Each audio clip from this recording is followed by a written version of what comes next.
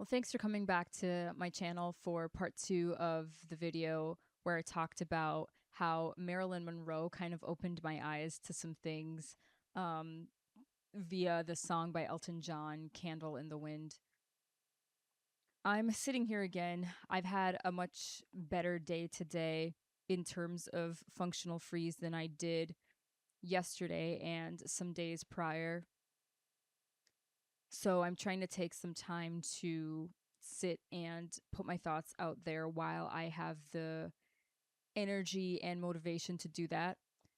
What's tricky sometimes is that I go through these periods too of like bursts of motivation, and then it's hard to know because you're like, "Oh, I have all these like my mind is exploding with ideas," is a quote from a game that I used to play that I really thought was fun. And I think I have all of these ideas kind of all the time. And when I feel like I can actually execute them, then I think something that I do is too much. And I kind of like maybe burn myself out a little bit. So I'm working on pacing, and I came up with a rule for myself that I'm going to try. And maybe I should take the word rule back because I have been so rigid on myself in my life that I've tried to reduce the number of rules that I have for myself. But maybe it's more of just like a guideline to see if it helps me out, which is to record a video but not edit it in the same day. Because I do edit my videos as well myself, and it takes a lot of emotional energy to make these videos because I speak about things that really affect me and are very personal to me. And then to go and deal with more of the logistical technical parts of it is like a completely different brain space. So I think separating those and not just transitioning from one into the other will probably be helpful. So anyway, getting to the point of the video, which is that part two piece, some of the things I wanted to talk about today were around what I'm seeing happen in society over and over again. And obviously, this is anecdotally, but it can't just be me because at some point, too, I will talk about my experience of watching the movie Toy Story 5. I saw it a few weeks ago, and I thought it was an excellent commentary. Pixar, I have mixed feelings about Disney and Pixar, and I do feel sometimes like the emotional reaction or like the attempt to elicit an emotional reaction from those movies feels a little inauthentic and manufactured to me. And maybe it's because I'm someone who like is very uh aware of the emotions I want to feel in maybe a public place or even inside myself, and I'm very careful about like what emotional input I allow into my life so it feels a little forced to me sometimes, I think, or coerced. And I am very careful about things that feel like they are trying to manipulate something out of me. That's the fearful avoidant in me, right? I'm like, who can I trust? Like, who's trying to like make me feel something or do something I don't want to do? And so that's kind of my opinion. But, obviously they have made phenomenal movies since I was a little kid. So that is giving credit also where credit is due. And I really, really enjoyed Toy Story 5. So some of the little things I'll start with, which are some commercials even. I saw a commercial for Bumble, and it's constantly on my YouTube coming up that says, I found the love of my life on Bumble. And it says, oh, I'm actually having real conversations on Bumble, and I am seeing who meant it. And maybe the person says, I'm even getting asked out on dates. And so the idea is, the message is that, if you download Bumble, then you're going to have these experiences with people on there that are going to be different than the other apps, right? And oh my God, what a lie that is. What an absolute lie that is. And I really do feel like,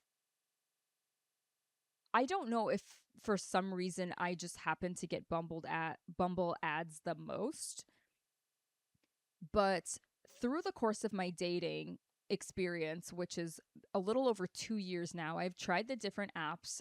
Just transparently, I've tried Hinge. Um, Bumble was next. I tried Tinder at some point. Um, and Facebook. I almost said Facebook Marketplace. It might it might as well be Facebook dating. And actually, from my anecdotal experience, the best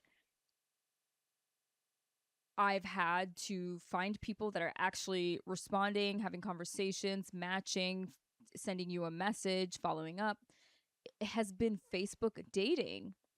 And I try to think about why that is. And I wonder if it's because people's real profiles are on there, even though you can only see their first name. And you can only really find their profile if they send it to you. But I don't know if there's some sort of psychological thing that's happening in there, in people's minds, that are like, this is a little bit more inside of my community, so I feel a little less inclined to ghost or whatever. But anyway, that has been across the board. Facebook, I have seen, come out on top in that respect.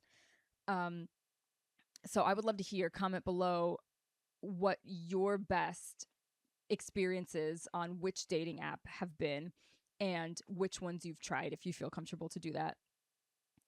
So back to this Bumble ad, that really was like an egregious lie to me to see that. And why this affected me is because when I first came back out into the dating world, or came into the dating world for the first time, because I didn't like date around at all in my 20s. And so 2 years when I kicked off and I started trying the apps for the first time, I swore that I would get on the dating apps and people would all be there for the one thing that they were there for, and they would make it explicitly clear what they were there for. And then they would match with other people who were there for that same thing. And oh my God, it would be such an efficient tool. I mean, I thought, like, what an amazing thing, the invention of the dating app, right? So I get on there and I was like, okay, well, I kind of just want to like see what's out there, but I'm also interested in getting to know someone in a deep way and like having, maybe like a longer term relationship. And I thought, okay, if a guy is looking for like a one night stand, it's just going to say that right on his page, or he's going to use something like Tinder. And then I just won't even go on Tinder, because when I started, I didn't go on Tinder because I thought that that's what Tinder was for. So I was like, I won't even go on Tinder. I'll just do Bumble and Hinge, because from the commercials, I'm seeing that these are a little bit more relationship centric. And so I get on there, and I will say, in my very first couple of days on either, I did have some like quick conversations here and there with people, but it was like one or two people. And I had no idea that that was going to be an anomaly in the dating app world. I had no idea. I had three close friends at the time that are still my friends, and two of them were married, so they had not ever used dating apps because they got married in their 20s like I did, didn't use dating apps before that, and they had been married for a very long time, or with their partner for a very long time at that point, and also married. And the last person was in a relationship at the time, so she was also not using the dating apps. And so I really thought that that was what I was going to get, and it was not that way. And I won't spend too much longer on this because I think if you exist in the United States right now, you are probably having a similar experience if you're on the dating apps. I have uh, been off of the dating apps for a little while now, and that's actually going to lead into the next thing that I have to say. But even an ad that wasn't a dating app, it was, I think, an ad for Chewy. And let me just say, I absolutely love the world of technology that we live in right now. I can be a little bit tinfoil hat and don't want to set up like a device that listens in my home and do different things like that. But there are a lot of parts of me that are resistant to it. Um, Ironically, I am an engineer and I do work for a large tech company, but I do see the value in making our lives easier, like delivering groceries for people who need to, or even for people who have busy lives and things like that, or even for people who are in functional freeze and they don't want to go to the supermarket. So many amazing reasons to use technology to make our lives more convenient. Where I struggle is, and when I say I struggle, I mean personally, I struggle with this in my own life. And then also, I struggle with supporting this and seeing how damaging it has been to our world and to our society is how we use technology to isolate ourselves. Because Facebook and, Instagram, which is also part of, both of them are part of Meta, and different other social media platforms will tell you that you are getting more connected, and you know that you're not. You know that you're not. I'm not.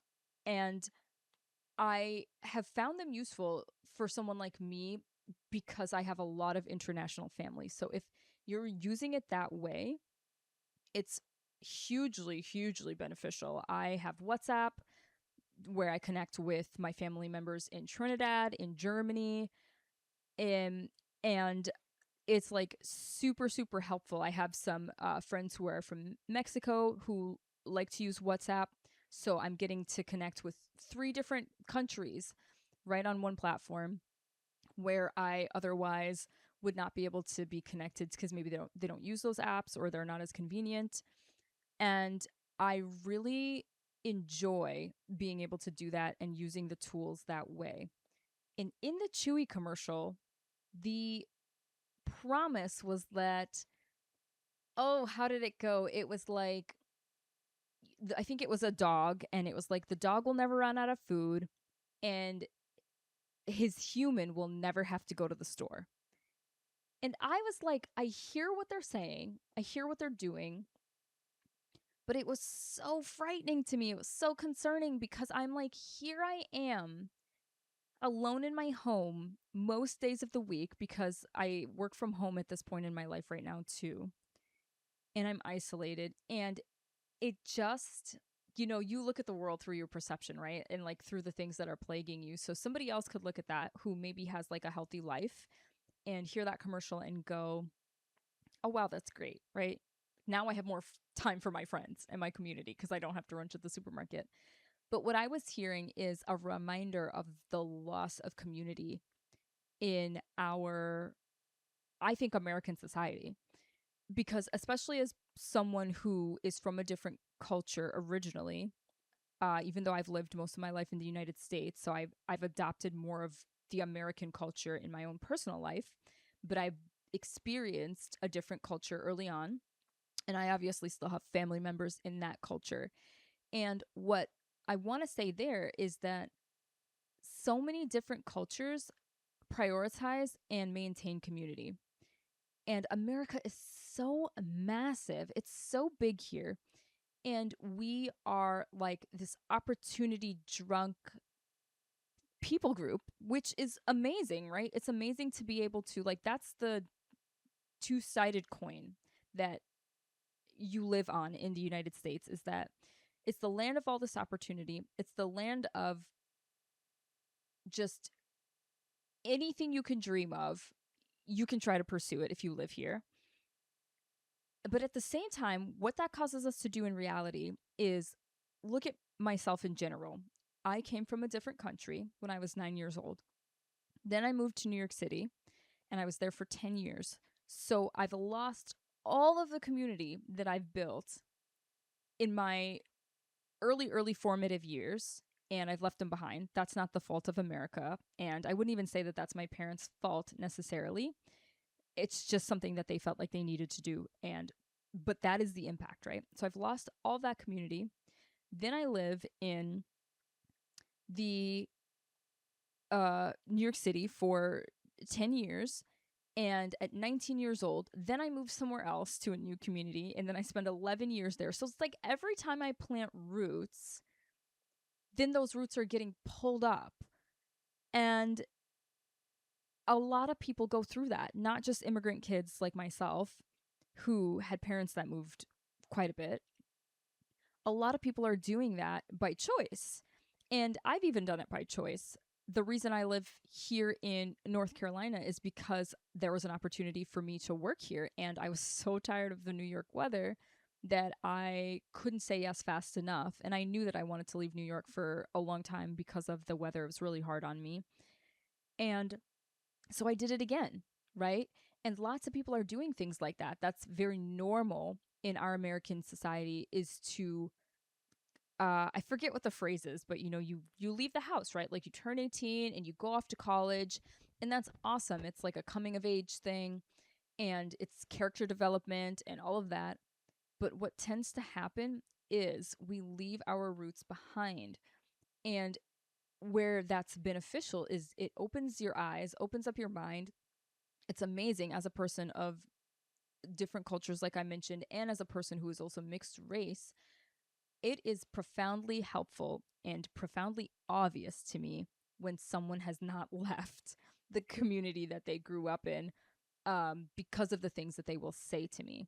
And I can tell a little bit more without someone even telling me if they've been in different environments, in proximity with groups of people who don't look or think like them, a lot more without even, like I said, them telling me based on the things that they will say. And so there is a lot of strength there, but just like everything else, it's a double edged sword. And when you leave that community behind, it is increasingly difficult to rebuild that. And we lose vetting from our neighbors and our friends and even our parents and our siblings, right? So if we start dating someone and we live a place 800 miles from where we grew up, oh my gosh, like you have to arrange flights or long road trips to go meet friends and introduce them to the person that you're dating. And like, at what point in the dating game do you do that? And like, you know, whose shoulder do you cry on when your best friend lives XYZ miles away and you're going through something difficult? And so a lot of that is very normal here. And some people are definitely better at it than others. And I think college does help when you build a community and maybe you plant roots next to the place that you went to school. But for a large group of people, you are moving to the job, you're moving to the partner, you're moving in a place that you just think is cool.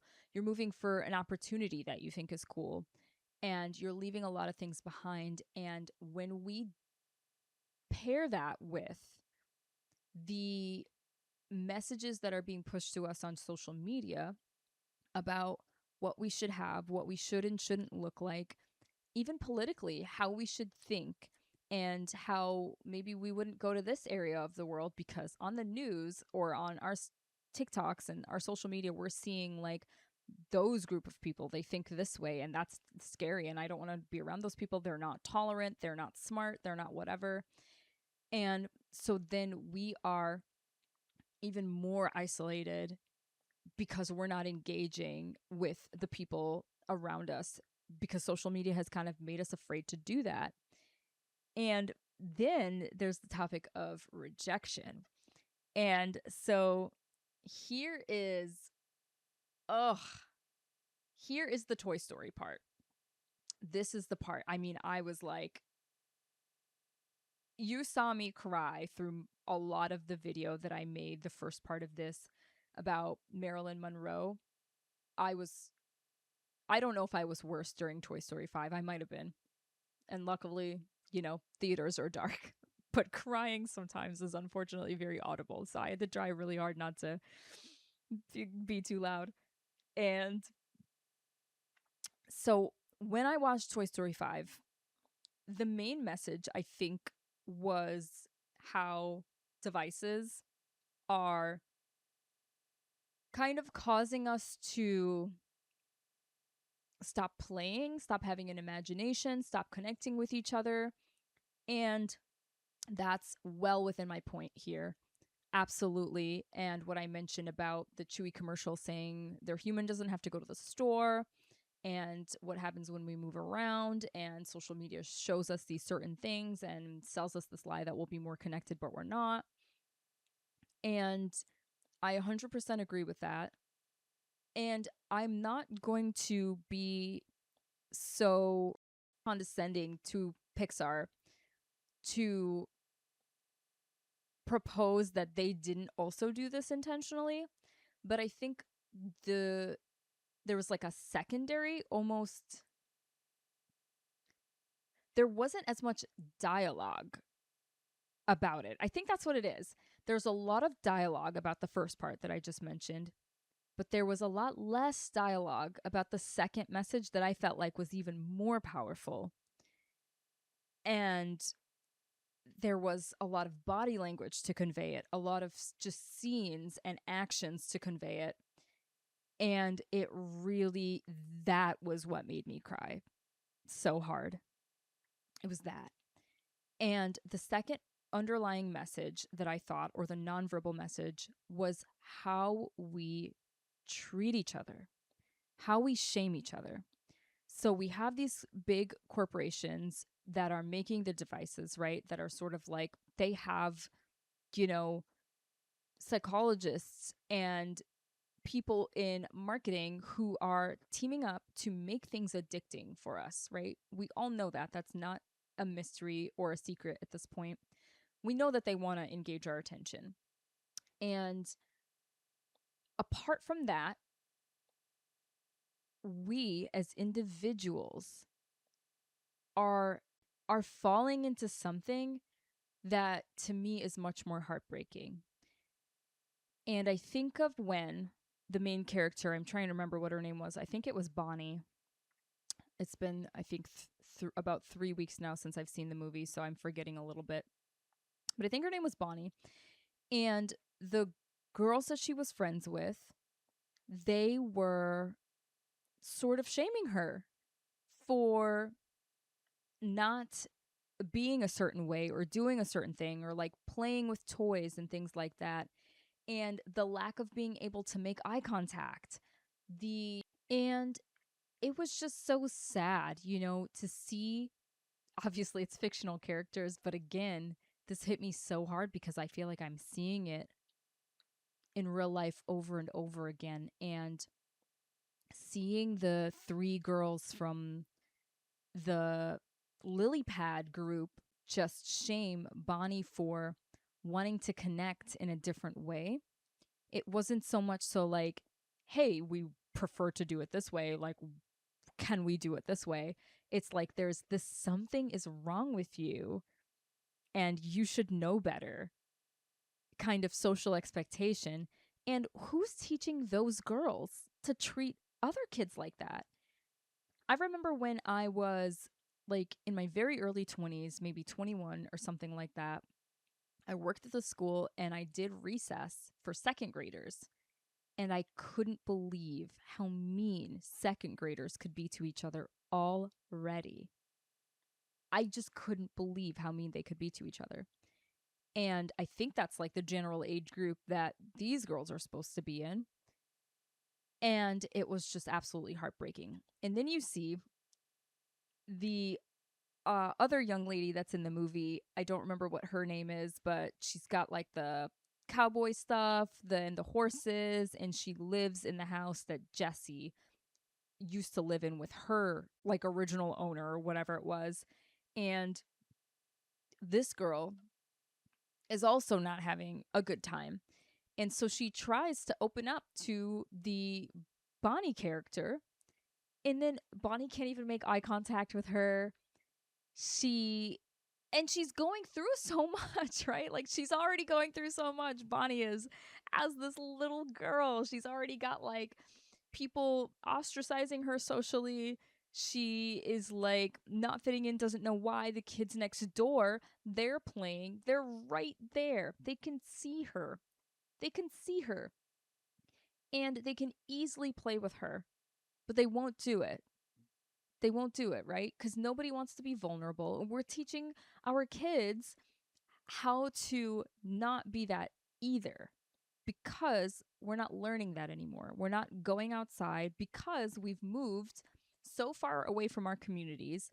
And now we're raising kids in communities that we're unfamiliar with. So maybe we don't feel safe. So we're teaching our kids not to feel safe in those communities. And then they're getting on devices. So then, and then, oh my God, like we had a worldwide pandemic that isolated everyone even further for a few years.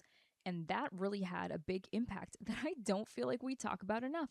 We don't talk about that enough in our society, that we as a world, as a human like species, went through this majorly traumatizing, even if like the day to day for you was like fine, just, and even if you think what was going on the news was all lies or this or that, it really doesn't matter, because it was the sheer volume, magnitude, and influx of information of it is what made it so large scale, right? Like so impactful on us, as every person who was alive at that time has been impacted in some way by COVID. And then we just kind of were like, okay, I guess we can go do things again now. And we don't sit there and talk about that and how that's totally affected us for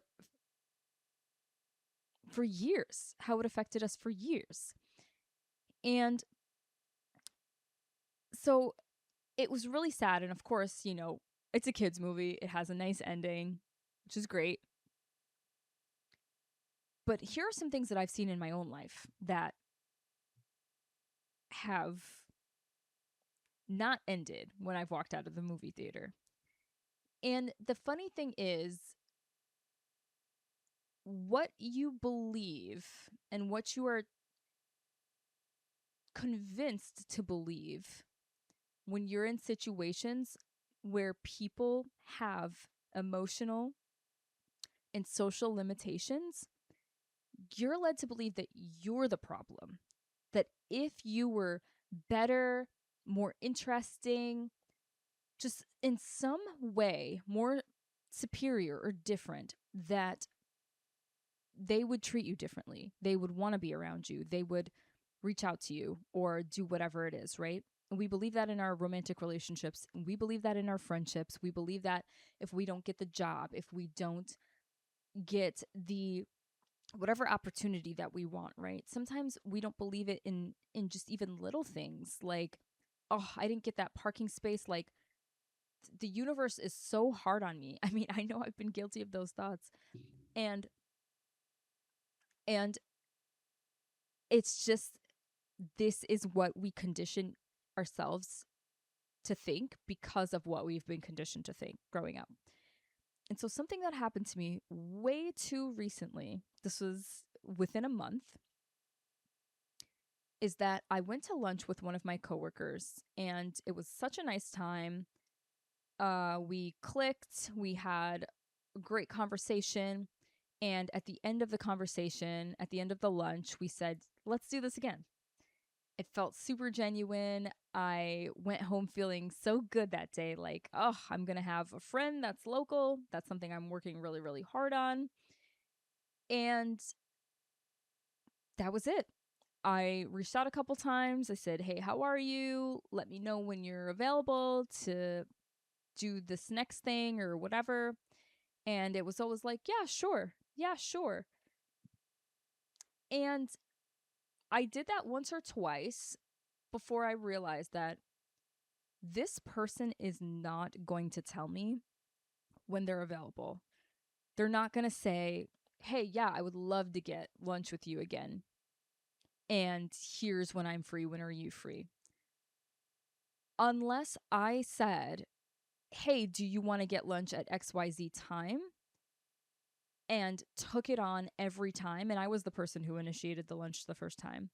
And I was seeing that if I wasn't the person doing the work of facilitating the connection, it was not going to happen. And that was part one. Part two is interesting because in the conversation, this person, they told me when their birthday was. And I remembered the month that it was in. And I was hanging out with that person and another coworker at a work function. And I really liked these two people. Again, I mean, I wanted to be friends with them.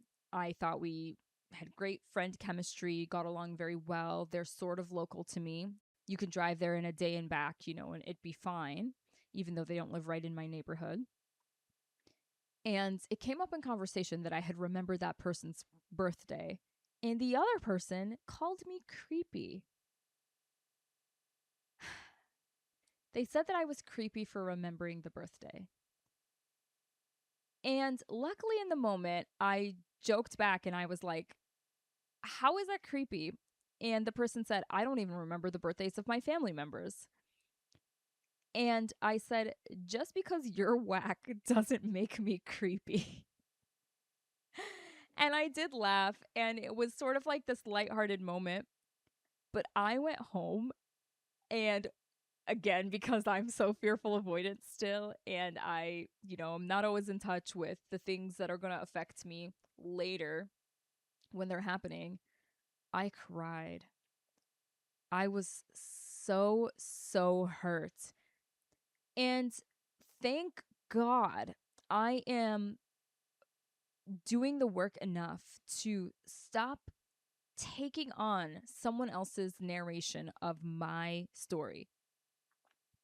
Because that's back to what I was saying earlier is like, if we're not careful and if we don't know not to do this or how not to do this, this is exactly what we do. We internalize other people's projections of shame onto us.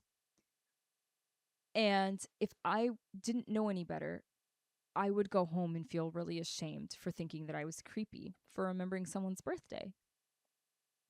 Instead, what I was able to see is that it's really beautiful to remember someone's birthday. And it's a really beautiful way to show attunement and that you care and that you were listening. And I might cry right now because that's exactly what I felt like the underlying message of Toy Story 5 was. And it was that you take these beautiful bids for connection and you put them out into the world and you say, here I am. And I would love to get to know you. And I would love to share myself with you.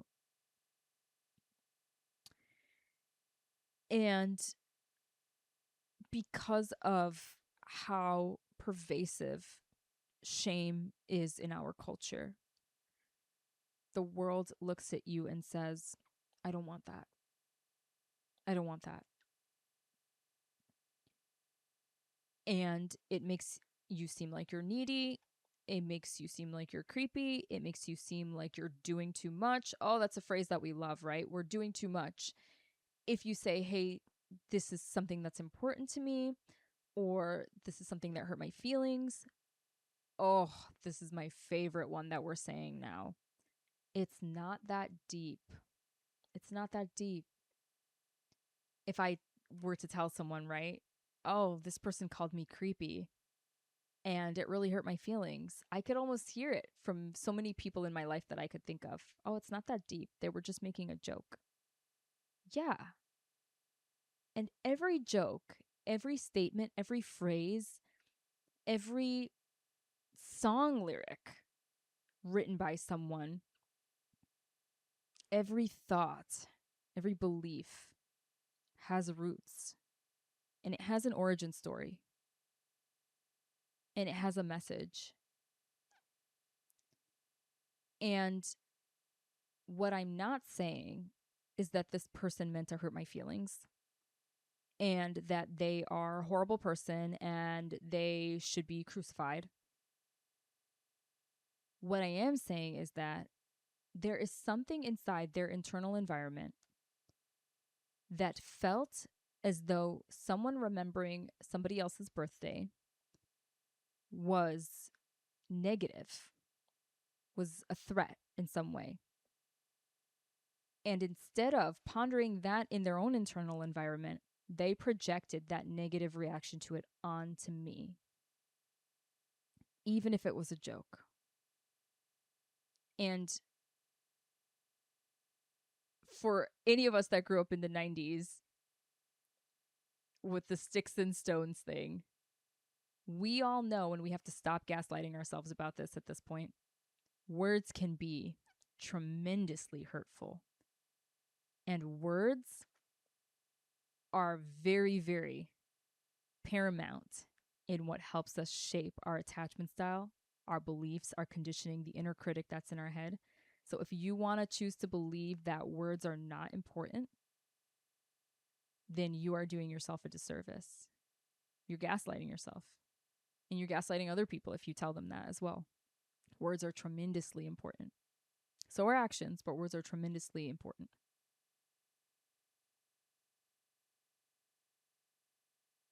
The next week, this person who I still was like, okay, that was something that did hurt my feelings, but it wasn't like a deal breaker in terms of like having a relationship or connection with this person. So I can still separate, my feelings, how something affected me, what I feel like the commentary on society is when somebody says something or reacts in a certain way. And so I still hung out with them a couple times. And the question was asked one night during a hangout, what kinds of things do you guys like find on the dating apps? And this person went on to say that they would never date a woman who's an engineer because if they're fixing something at home, they don't want to be told that they're doing it wrong or be criticized. They said that they match on dating apps, but don't message because it's for the algorithm. And they said that they ignore a text message if they don't understand what it means. And it was validating, actually, in some way, because this is exactly why I can't look at a person who treats human beings in their proximity that way or has a philosophy that is very emotionally immature. Number one, why would you assume that a female engineer would criticize you in general? Like, why would that be your default to believe that you would be criticized? And why would you not know how to just stand up for yourself in that moment and say, hey, regardless of what your profession is, like, you need to be supportive of me if I do something or fix something? And number two, not all women engineers know how to fix stuff. Not all male engineers know how to fix stuff. Not all women who are not engineers don't know how to fix stuff. There are lots of women who are not engineers that know how to fix stuff. There are preschool teachers out there, doctors, librarians, lots of different professions of women who could probably build furniture from scratch. And so if you're measuring yourself, like if I took what that person said about me being creepy for remembering someone's birthday and I stamped myself with it, when this is the data they're showing me about their internal environment, this is exactly how we perpetuate the cycle of needing someone else's validation, never getting it because they are an empty bucket for their own validation, right? If you felt secure in yourself, you wouldn't even be thinking about a woman criticizing you for doing something in a hypothetical situation. And maybe he's been through that. But that's still information, right? It's still information about working on why that was difficult for you when you went through that in the past, separating the external environment from that and working through that in yourself so you can stand up for yourself in those situations, not pick partners who are like that, not discount a whole group of people because you're afraid to be in that situation that you could definitely still be in with another profession. So I'll close by saying this, because I think that my last few videos have been very, very dystopian and a little bit depressing and dark. And what I would love to say is I hope that the message of healing has been clear in the things that I've talked about today. Is because, number one, I'm noticing that these things are happening. I have finally jumped off of the hamster wheel of the things that I've mentioned today, which is to seek validation from people like that and to wonder how I could show them, even if I wasn't romantically involved or interested, how I could show them, oh, not all female engineers are like that. Like, no, I can be sweet if I don't have a problem with something, or no, I'll just appreciate if you fix something and I won't make your ego feel bad, letting go of the call to do that, to soothe someone else's pain. Number two is I see it. We need connection and we need community. And if you feel that, I feel it too. So just know that even though it seems so pervasive, it can't just be the two of us. And so let's keep looking. Let's keep looking for community that's not like that person who was saying what they do on the dating app and calling me creepy. Let's look for people who are like the horse girl in Toy Story 5, who are showing up for connection, being a little silly and vulnerable, being a little awkward and quirky. And let's stop chasing the validation of people that don't want to be vulnerable. Let's give the opportunity to the people that are remembering your birthday and checking on you. Because unfortunately, that is the attachment style thing, and that goes way deeper. It takes a lot more to change than mindset, because we are going to be attracted to people that want to reject us if that's our conditioning. So we really have to work on valuing the people that value us. It's not going to be easy. And the last thing I'll say is that healing shame starts inside. It starts inside the self.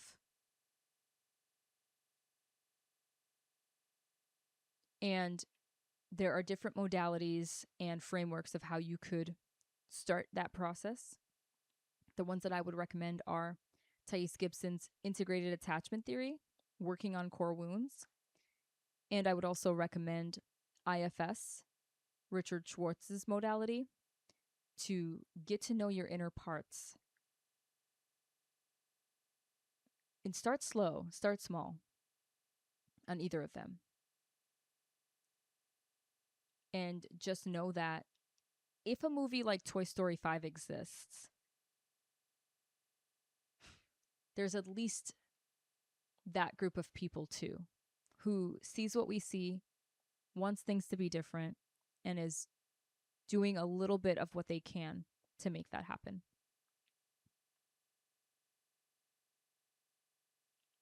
Thanks for listening.